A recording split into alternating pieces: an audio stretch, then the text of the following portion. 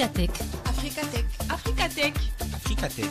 Africatech. Africatech vous fait découvrir le potentiel du digital, l'évolution technologique et la croissance numérique du continent africain en un seul clic. Africatech, en un seul clic. Africatech, L'émission qui s'intéresse à l'impact du numérique sur le continent africain. Africatech. Africatech. Africatech. Votre émission Accès sur Africa FM et sur Africa FM et africafm.com.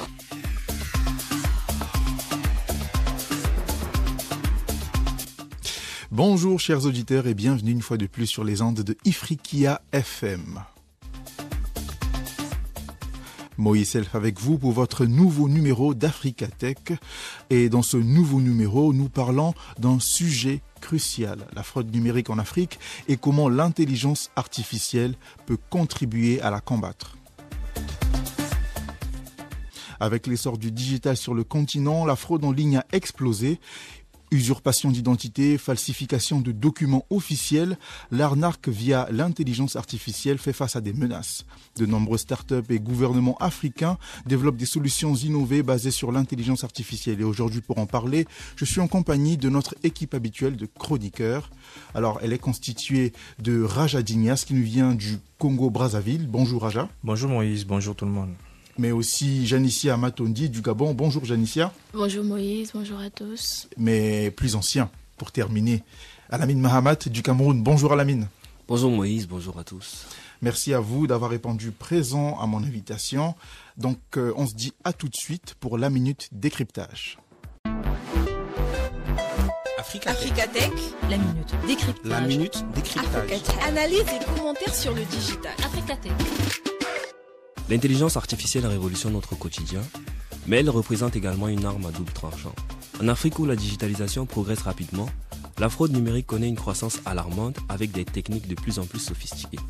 Falsification de documents, usurpation d'identité, phishing intelligent. L'IA joue un rôle central dans ces cyberattaques, mais aussi dans leur détection. Alors, opportunité ou menace? C'est ce que nous allons décrypter aujourd'hui. Avec l'essor du numérique sur le continent, les cas de fraude en ligne se multiplient. En 2021, 399 cas d'escroquerie ou faux ordres de virement international ont été signalés au service chargé de l'application de la loi dans 22 pays africains. Cependant, ce chiffre est probablement sous-estimé car de nombreuses fraudes ne sont pas signalées. Les pertes financières liées aux arnaques aux investissements en crypto-monnaie ont dépassé 80 millions de dollars en octobre 2020 et mai 2021. Face à ces menaces, l'IA offre des solutions innovantes, des outils capables d'analyser les données en temps réel pour identifier et prévenir ces fraudes. Prenons un premier exemple, les deepfakes. Grâce à l'IA, il est désormais possible de créer une fausse vidéo ou image ultra réaliste utilisée pour falsifier des passeports, des diplômes ou des documents d'entreprise. Ce phénomène complique la vérification de l'authenticité des informations. Autre technique redoutable, le phishing intelligent. Les cybercriminels exploitent des IA génératives pour rédiger des emails d'arnaque quasi parfaits, imitant à la perfection le style d'une entreprise ou d'un organisme officiel. Résultat, des milliers de victimes partagent leurs données sensibles. Face à cette montée en puissance des fraudes, plusieurs défis demeurent. D'abord, l'insuffisance des infrastructures de cybersécurité dans de nombreux pays africains rend difficile la détection et la prévention de ces attaques. Ensuite, le manque de formation des professionnels et du grand public sur ces nouvelles menaces laisse la porte ouverte aux cybercriminels. Cependant, certains pays africains se distinguent par leurs efforts en matière de cybersécurité. Selon le Global Security Index 2024, l'île Maurice, le Ghana, le Kenya, le Rwanda et la Tanzanie figurent parmi les leaders en matière avec des scores compris entre 95 et 100. A l'inverse, des pays comme le Burundi, l'Érythrée et la Guinée-Bissau affichent des scores inférieurs à 20, soulignant des lacunes importantes. L'enjeu est majeur, protéger les économies africaines des pertes financières liées à la fraude et renforcer la confiance numérique. Sans cette confiance, il est difficile d'attirer les investissements et de réussir la transformation digitale du continent.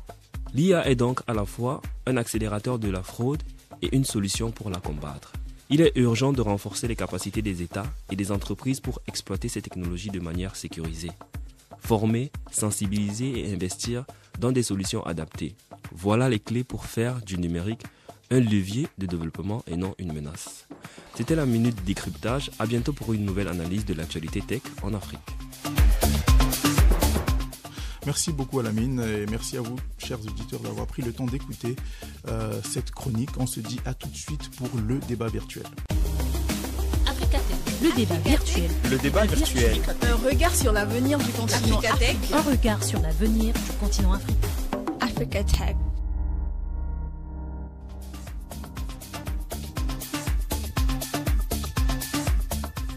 Chers auditeurs, nous sommes de retour pour la dernière partie de notre émission, le débat virtuel, qui est en passant ma partie préférée de l'émission. J'espère que c'est la vôtre aussi. Alors, pour revenir dans le vif du sujet, nous parlons d'intelligence artificielle, nous parlons de fraude numérique en Afrique.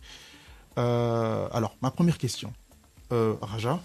Oui, Moïse. Comment est-ce que l'intelligence artificielle aujourd'hui a transformé les méthodes de fraude numérique en Afrique aujourd'hui?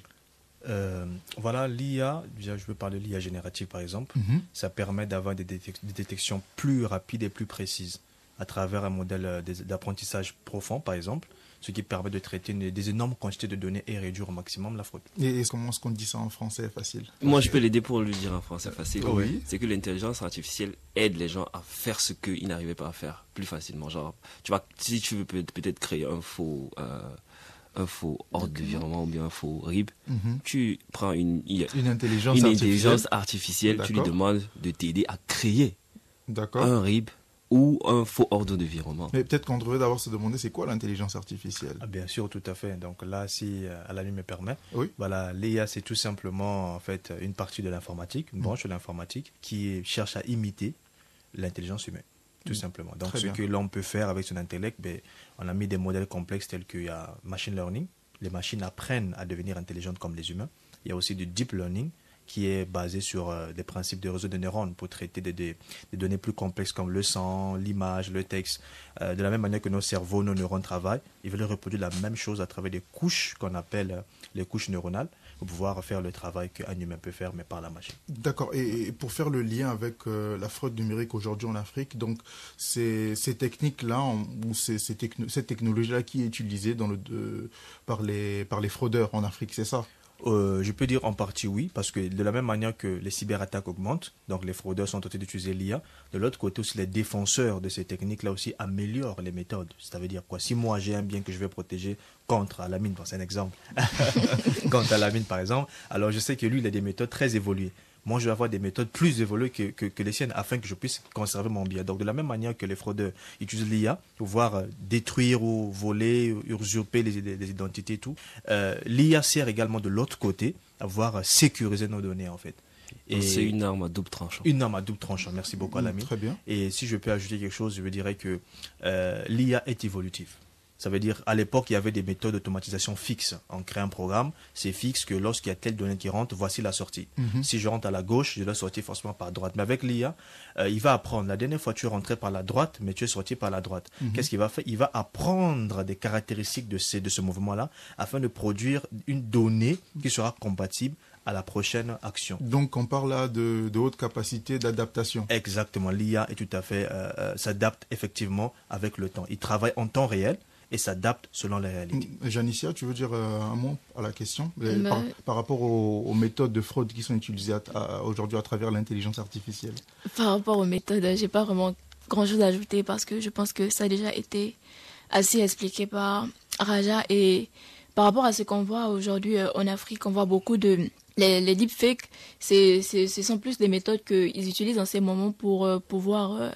frauder certains systèmes pour pouvoir usurper certaines identités. Par exemple, au travers des vidéos falsifiées, ils vont imiter, par exemple, le caractère d'une personnalité pour pouvoir émettre des dires qui ne sont pas vrais du tout. Oui, c'est vrai qu'aujourd'hui, on le voit beaucoup sur Internet. Justement, même dernièrement, il y a... photomontages. Pas juste un photomontage, une vidéo totale complète de quelqu'un qui est en train de parler. Par exemple, là, dernièrement, comme on suit la NBA et tout, il y a... Stephen A. Smith qui a, dans ses interviews, dans ses interventions sur les plateaux, il a l'habitude de critiquer le fils de LeBron James. Et pendant le match des Lakers, à la fin du match, on a vu une petite altercation entre LeBron James et lui, mais sans le son. Le lendemain, il a créé une petite vidéo de LeBron James qui parlait de cela, en disant aller dire que LeBron James n'aurait jamais dit. Et ça, c'est avec c'est une IA générative, exactement. Janicia parlait le deepfake. Oui. Donc aujourd'hui, les fraudeurs utilisent ce genre de technologie qui est alimentée à l'intelligence artificielle pour pouvoir usurper soit l'identité des gens et faire des actions en leur nom. C'est ça, Janicia? Oui, c'est justement ça. Très bien. Alors, Alamine, est-ce qu'il y a d'autres technologies peut-être ou d'autres méthodes qui sont utilisées aujourd'hui par les fraudeurs? Hormis le deepfake, on a parlé de deepfake, est-ce qu'il y en a d'autres, peut-être Raja ou Janicia, quelqu'un d'autre veut ajouter? En fait, ce n'est pas seulement, juste grâce à l'IA générative, on peut faire tout. On peut générer des documents, on peut créer des vidéos, on peut créer des sons, on peut même faire un discours on prend la tête d'un président, le met là avec un discours complet. Très bien. Mais alors, quelles sont les solutions disponibles pour remédier à ce problème? Parce que ça a l'air un problème qui est assez grave. C'est vrai que c'est un problème vraiment grave, mais il y a une sorte de différence entre l'image que l'IA crée. Par exemple, quand on voit un président qui est en train de donner un discours, on prend le même président, mais la vidéo d'une IA générative, il y a une différence. Et c'est visible, c'est clair. Comme la vidéo de LeBron James, tout le monde l'a vu, on a su que c'était une fake. Donc c'est possible de faire une différence entre une vidéo originale et une vidéo générée par l'intelligence artificielle? À certains points. Est-ce que oui, Janicia? Moi, je crois que c'est vrai que c'est possible, mais aujourd'hui, avec l'IA générative, ça devient un peu plus compliqué de pouvoir distinguer ce qui est vrai et ce qui est faux. Les différences sont vraiment minimes. On n'arrive plus vraiment à pouvoir les percevoir comme autrefois. Parce qu'aujourd'hui, avec l'IA, les méthodes sont de plus en plus modernisées. De même que l'IA aujourd'hui est très efficace, de même que lorsqu'on utilise pour des fraudes, c'est très efficace et c'est de moins en moins visible. On n'arrive plus vraiment à les percevoir. Janicia, est-ce que ça veut dire qu'aujourd'hui, la cybersécurité est inutile à cause de l'intelligence artificielle? Non, c'est pas que la cybersécurité est inutile. La cybersécurité, elle est toujours là, mais elle doit être renforcée. De même que ces fraudes-là augmentent, de même, elle doit aussi être renforcée, améliorée en temps réel, si je peux dire ainsi. Très bien. C'est justement ce que je disais tout à l'heure, que lorsque j'ai donné un exemple entre moi et Alamine, par exemple, si lui développe des méthodes pour me faire du mal, je dois développer des méthodes qui seront proportionnelles ou même plus que ce qu'il a développé. Donc la question, est-ce que ces méthodes existent déjà? Je crois que oui. Déjà, il y a un proverbe qui me vient en tête qui on dit « connaisseur connaît ». Très bien. Beaucoup en Afrique, on parle de ça. Connaisseur connaît sa chose. D'accord. J'ai fait quelques recherches récemment par rapport à du texte généré par ChatGPT, par exemple. Moi aussi. Et du texte écrit. On remarque que la logique de la structure, elle est complètement différente. Connaisseur connaît. Non, je pense qu'on pourrait très bien citer les détecteurs de texte générés par l'IA qui sont, je pense, installés dans la majorité des universités. Lorsque vous soumettez un mémoire, le mémoire on le fait passer par le détecteur d'IA. Et il faut avoir, je pense, un certain pourcentage. Je pense qu'au-delà de 70%, le mémoire n'est pas accepté. Il doit être refait. Donc je pense qu'il y a des solutions qui existent. Et je pense également que concernant l'IA génératif, lorsqu'il s'agit des images, j'avais lu un article qui disait que la différence entre une image originale et une image générée par l'intelligence artificielle, c'est dans les détails. Exactement. C'est ce que moi je voulais ajouter tout à l'heure quand Janicia parlait. Tu vois, par exemple, quand tu vois une... Avant, on pouvait faire la différence entre les Photoshop et une photo normale, photo générée. Mais au fur et à mesure qu'on a avancé, c'était impossible de faire une différence entre Photoshop et photo normale. Mais dans les vidéos générées par une IA, tu vois la face de quelqu'un. Il y a certaines parties de son corps qui ne vont pas bouger. C'est juste sa bouche qui va bouger. Peut-être ses yeux vont bouger. Mais les autres articulations de son visage, les muscles du visage, les autres muscles du visage ne vont pas bouger. Même sa posture, tu vas la voir, il est comme ça, il ne bouge pas. Ou même s'il bouge, c'est tout le plan qui est derrière lui qui bouge avec lui. Parce qu'il ne peut pas bouger tout seul. C'est une image générée, donc elle ne peut pas prendre en compte le corps de quelqu'un, le background qu'il y a derrière lui, et lui-même les mouvements de son visage. Très bien, très bien. Donc moi ça je savais pas. Bon, je savais pas, je connaissais pas tous ces détails, donc c'est quelque chose que moi j'apprends aujourd'hui. Donc on peut dire que malgré qu'il y a des gens qui sont bernés, on va dire, mais il y a des gens qui peuvent utiliser leur vigilance pour pouvoir éviter le pire. Concernant alors les questions de responsabilité et de régulation, qui doit être responsable de la lutte contre la fraude numérique aujourd'hui en Afrique? Je crois que déjà, ce sont les Africains eux-mêmes, pour être général. Et ici, c'est dans un pays spécifique, c'est bien sûr l'État de ce pays. Mettre en place on parle de gouvernement. De gouvernement, oui. Donc, mettre en place des solutions pour préserver déjà par exemple des identités pour éviter l'usurpation de l'identité. Il y a beaucoup de gens qui se font prendre, tel que je me rappelle dans un pays en Afrique, que je tais le nom. À l'époque, il n'y avait pas, dans des listes de paiement par exemple de salaire, on retrouve quelqu'un qui a 20 noms et qui a 20 salaires par mois. Plusieurs salaires à lui seul. Mais lorsqu'on met, par exemple, on insère l'IA dedans, il y a un numéro d'identification unique, donc le NUI qui est là, on peut savoir que ce numéro ne correspond qu'à cet individu. C'est pas possible que ce numéro corresponde à plusieurs individus. Donc, grâce à l'IA, on peut avoir des certitudes que ça, c'est une fraude, ça, c'est une transaction suspecte, ça, c'est une identité suspecte. Donc, est-ce que les entreprises technologiques ont une responsabilité dans la montée en puissance des fraudes aujourd'hui? Bien sûr, ils ont une responsabilité. Janicia, est-ce que tu partages son avis? Oui, moi je pense qu'ils ont une responsabilité également parce que les entreprises technologiques sont celles mêmes qui doivent être là pour aider à améliorer des méthodes de lutte. Donc je crois que... Moi je suis pas d'accord. Ok. On va prendre le cas d'un forgeron. Un forgeron? Oui, un forgeron. Okay. Son travail c'est quoi? Forger. Yes. Il prend du métal, il le transforme en couteau. Dans sa tête, il l'a créé pour quoi? Pour la cuisine. Pour un bien, oui. Pour un bien. Ouais. Maintenant, ce que toi, tu vas faire avec, en quoi ça m'engage? En quoi j'en suis responsable? Est-ce qu'à chaque fois que quelqu'un va prendre une arme à feu, il va tuer quelqu'un? Ou à chaque fois que quelqu'un va prendre une arme à feu, il va poignarder quelqu'un, on va aller attraper celui qui a construit l'arme, celui qui a fabriqué le couteau? Là, c'est dans un contexte précis de l'arme blanche, par exemple. Oui. Mais là, nous parlons de l'IA. Oui, donc qu'est-ce que tu veux dire? Ça peut être quelque chose qui est un peu plus différent parce que je crois que les mêmes outils, comme Alabine a dit, qui peuvent servir au bien, ça peut servir au mal. Par exemple, à cause de l'IA, beaucoup de personnes ont perdu leur emploi en Afrique, même en Europe. Donc c'est quelque chose qui est fait pour un bien, mais on se retrouve à avoir des gens, des familles qui n'ont pas de quoi mettre sur la table à cause de la veine de l'IA, parce qu'on a automatisé des tâches. Donc en partie, je peux dire, si ces entreprises technologiques peuvent développer des systèmes qui peuvent ne pas, mettre tout à la dépendance de l'IA. Mais là, le problème, c'est que le monde est déjà dépendant de l'IA. Moi, je pense que ça va évoluer encore. Ça sera encore pire. On écoute Janicia. Je pense qu'on devrait ramener tout cela au niveau des réglementations. Parce que lorsqu'on parle des entreprises technologiques, elles sont venues, elles ont mis leurs choses. Mais on va pas dire que c'est de la faute de l'IA, on va pas dire que c'est de la faute de tel. Non, mais c'est de la faute tout est au niveau des réglementations. Si on place certaines réglementations, je pense qu'on n'aura pas à utiliser à mauvais essor l'IA.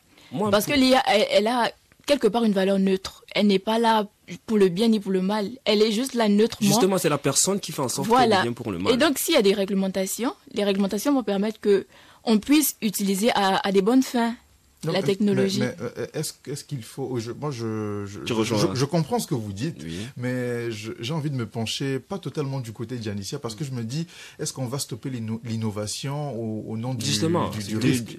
Parce que ces entreprises, elles sont là pour innover. Oui. Le but de l'innovation, c'est aider, je veux dire, l'humanité tout entière. C'est tout le monde qui doit en profiter, donc les bons comme les mauvais. Du coup, quelle est la limite qu'il faut établir? Comment est-ce qu'il faut s'organiser pour pouvoir trouver le juste milieu entre l'innovation et le risque? Mais le problème, c'est qu'à chaque fois, comme on va reprendre l'exemple que Raja a donné tout à l'heure, à chaque fois qu'il va vouloir, par exemple, se protéger, moi, je vais utiliser l'IA pour développer une autre façon de contourner sa progression à lui. Et lui va aussi chercher à progresser plus que moi. Tout à fait. Donc, à chaque fois, il y aura toujours une personne qui sera devant l'autre.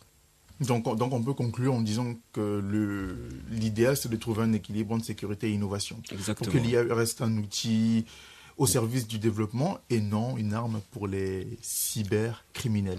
Parce qu'on peut être d'accord, on peut être tous d'accord sur ce point. Très bien, donc je pense que c'est sur ces mots qu'on peut clore cette dernière partie, donc notre émission aussi. Je vous remercie, très chers auditeurs, de nous avoir accompagnés tout au long de cette émission.